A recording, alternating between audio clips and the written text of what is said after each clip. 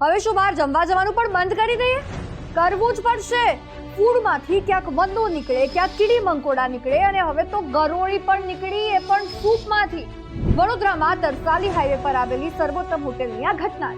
ઘણા ગ્રાહકોએ ગરોળી વાળો સૂપ પી ગયાની ફરિયાદ છે. બોલો. વચ્ચે અમદાવાદમાં મણિનગરની સંકલ્પમાંથી અખાદ્ય જથ્થો ઝડપાયો હતો. અવારનવાર રેસ્ટોરન્ટમાંથી જીરાતો મળતા જ આવે છે, કંઈ જ નવું નથી એમાં. અફસોસ કે રેસ્ટોરન્ટના માલિકોને તો બસ પૈસા કમાવામાં જ રસ છે. ભલે ગ્રાહકોના સ્વાસ્થ્યને થતી એસી કી તેસી. હુ કેર્સ? આરોગ્ય વિભાગ?